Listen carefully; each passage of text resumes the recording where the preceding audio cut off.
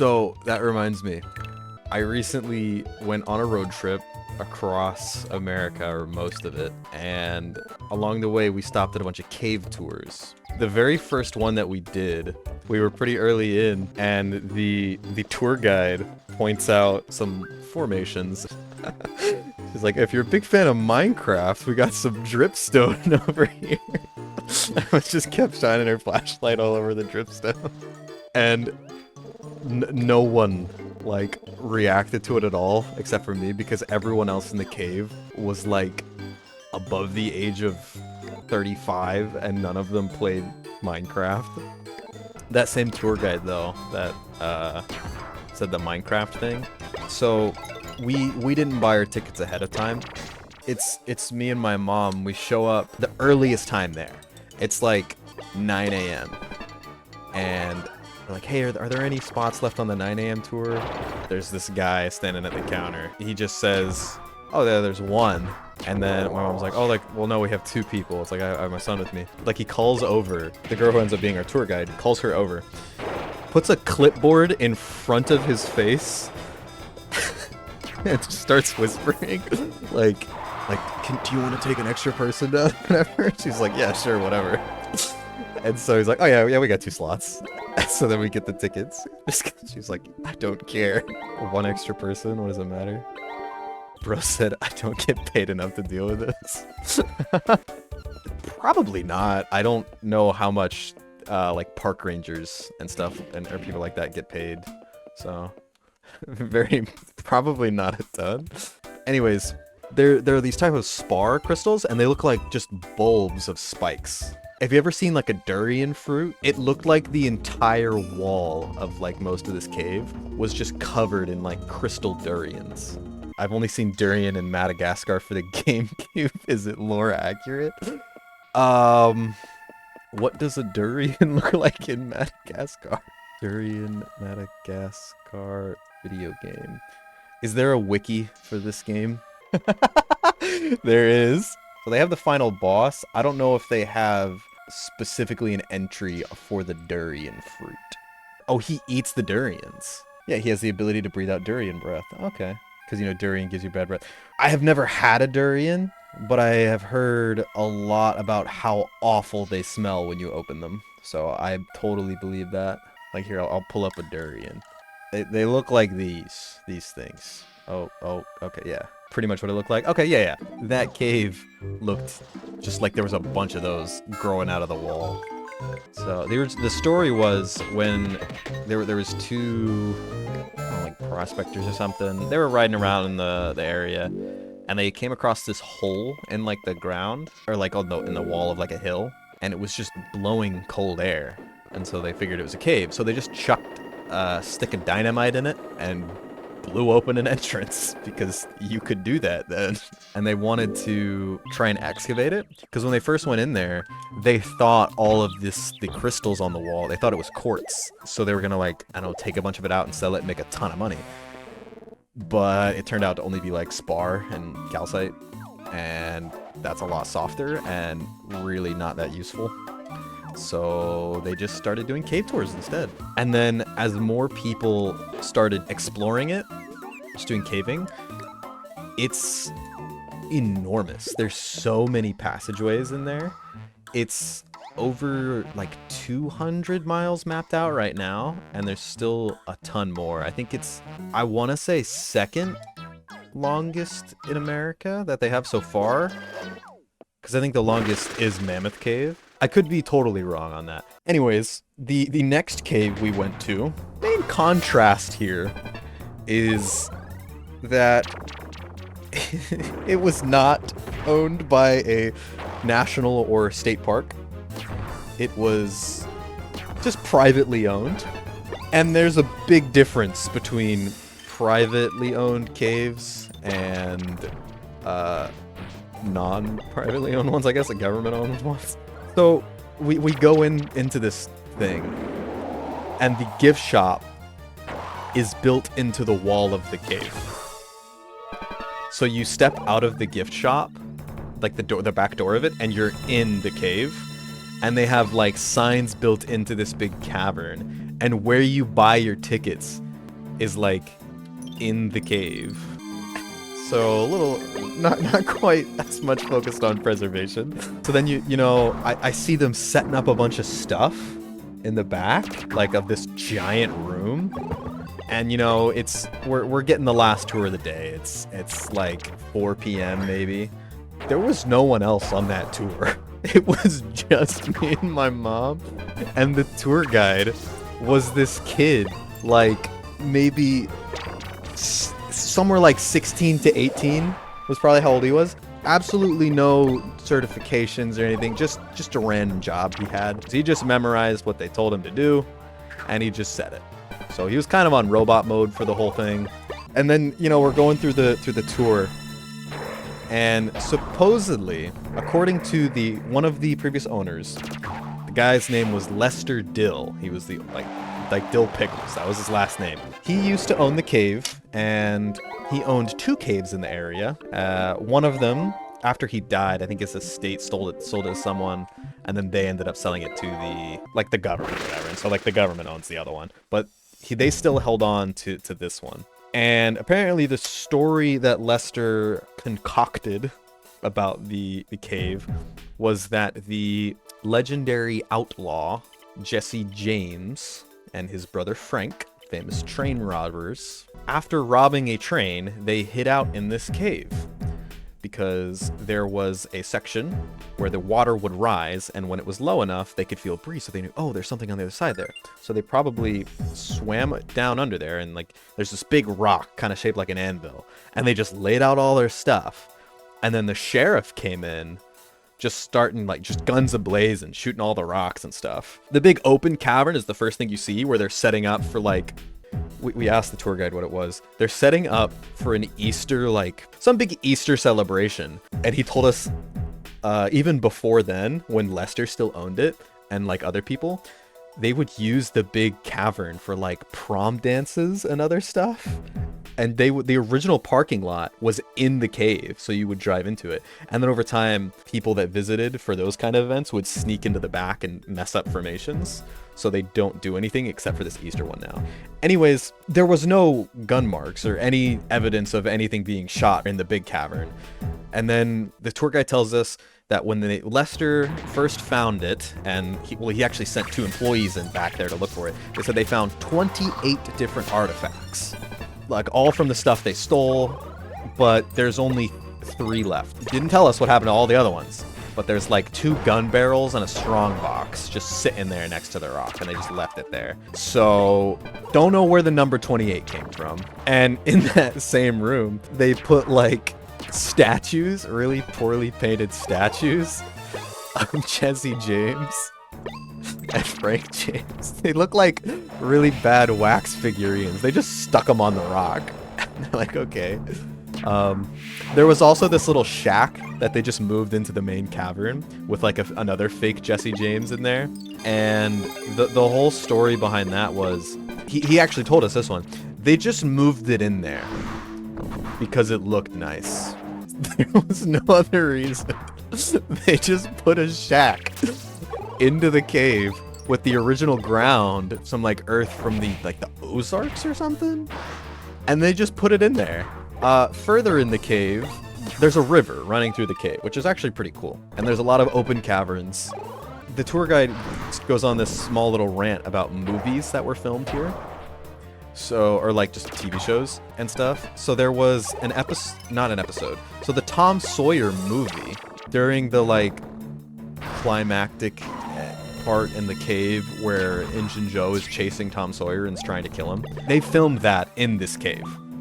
And he showed us like, oh, where Tom crawled up onto the wall, and then where Injun Joe fell like hundreds and hundreds of feet, except the fact that there was like maybe a 20-foot drop in the actual cave, so the rest of it was faked.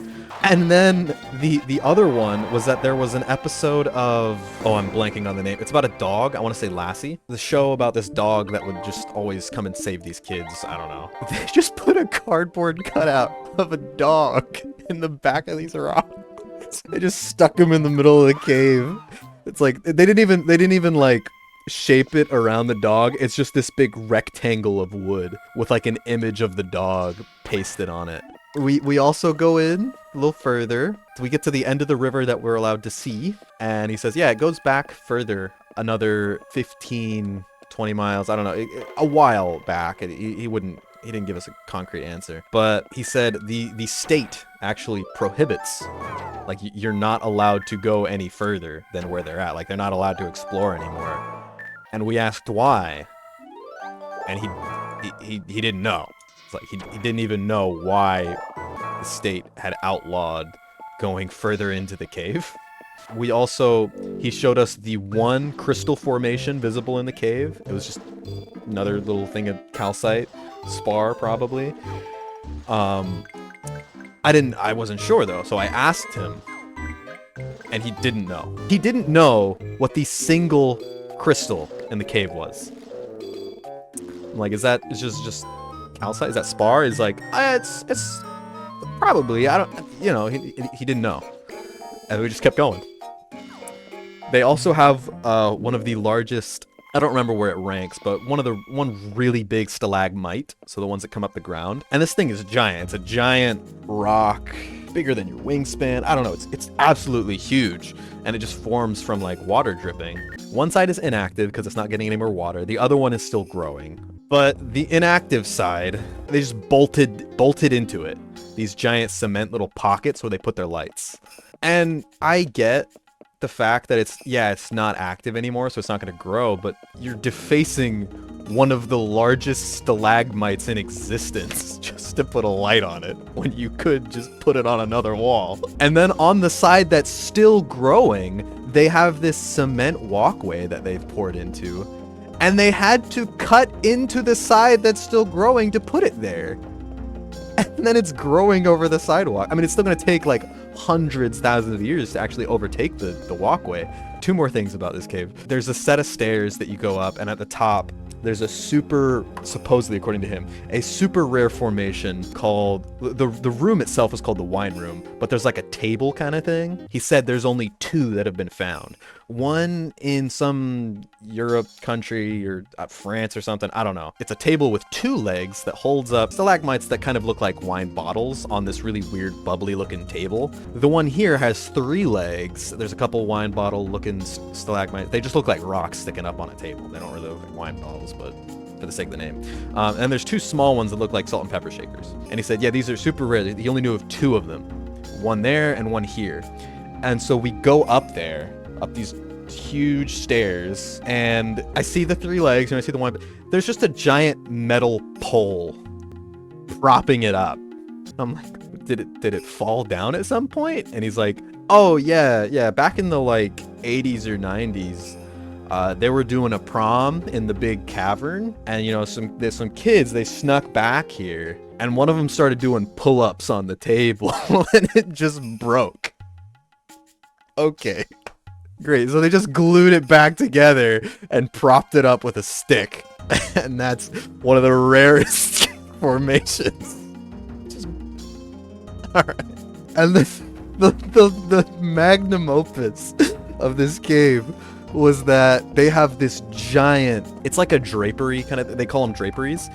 They're almost like stalagmites that kind of form over like an edge, and they just go down. And they call it their theater room because, you know, it looks like there's a small curtain opening on either side and just a big curtain. These people set up a projector down here and they have this light show. But it's not just, oh, cool, colorful lights on all the calcite. No, the projector puts a video on the calcite wall, on the drapery, and it just starts playing God Bless America. The lights like correspond with it, and they got Bible verses showing up in the middle of it. It was so awkward because again, it's just me, my mom, and this like teenage tour guide or whatever. So it ends and we're just staring at it. We don't do anything. The tour guide starts clapping just by himself. And so we kind of hesitantly clap. I was like, oh, we were just in such awe that we forgot to clap. We're just like, what is this? You got to take into account, these formations take thousands of years to grow. These take forever. and they're just screwing in bolts and just putting projectors and all kinds of stuff on. It's like, all right, very, very commercialized. And then the immediate next cave was the other one Lester Dill owned that eventually went to the state, and immediately just how much, like, way better on how much they took care of it. So Lester was responsible for a lot of the, like, commercialization back in the day. He was very much a businessman. So even in the second cave, there's another river, a little bit smaller, but people didn't believe him that the water was moving because it doesn't look like it is on the top. It's mostly just undercurrents. And so he made a fake waterfall that's like 6 inches high, just in the middle of the river. He just added a bunch of rocks in there. He would also let people break off tiny stalactites. They call them soda straws because they're hollow on the inside. There's this one spot with a low ceiling. He would let people break them off and just buy them at the end of the tour. He also cut off a bunch of stalagmites and stalactites to try and make... He made a pool of water that's totally fake and not natural at all, and then put all these like little stalagmites in it to try and make like a stalagmite cactus garden, which does not look very good. But the state can't like move it now. They can't try and get rid of it because all the salamanders like started living in there, and they're like, well, we don't want to disrupt them, so we'll just leave it how Lester had it. At one point, the state of Missouri they were gonna make a lake, and they needed to make a dam to do it. Because they wanted to make a recreational lake. It was also going to flood a bunch of like a big valley and then part of the caves. And Lester was all in for it because he's like, oh, I could do glass bottom boat tours. He hired someone in to come like look at the cave and see how much it would actually flood. And so there's like this mark of red paint on one of the stalactites in there, and it's all the way to the top. And he's like, yeah, you would have nothing left. And so he immediately pivots and say, nope, the state's gonna ruin my cave, and he just rallies all his people to vote against it. People didn't want it anyways, but he probably helped a little bit. And he actually tried to sue the state of Missouri for it. I don't think that went anywhere, but the people did eventually vote like, yeah, no, we don't want this dam. So the like one good thing he did was protect the cave, specifically because it was gonna not make him any money. Like he would lose one of his sources of income. Oh, and then the story he told for this other cave, because there's bear bones in there, and he said, oh yeah, you know Daniel Boone? Yeah, he chased a bear in here and killed it. That's why these are here. And it was this big legend, despite the fact that Daniel Boone would have to have been like 100 years old at the time. Like, he was already dead. There was no way he's chasing anything in there. So the timeline didn't make any sense. What really happened was maybe the bear found its way in there and starved. The much more likely option, it just flooded and the bear bones got pushed in there. But yeah, that's my caving experience from the past like week or week before this. So if you're ever just really bored and you want some goofy real-life lore, just go read Lester Dill's like wiki. I don't know if he has a Wikipedia page. I know Missouri has like a wiki or something for like notable people, I guess. He's on there. Funny enough, if you read the Wikipedia page for the first cave I was talking about, where he said Jesse James went in there and hid out from the cops, the Wikipedia says there's scant evidence that this ever even happened, that Jesse James was anywhere near this cave. So we know he made that one up. The Daniel Boone thing, 100% made up because the timeline doesn't match at all. But yeah, you know, he just was looking for a quick buck and ended up defacing some caves to do it.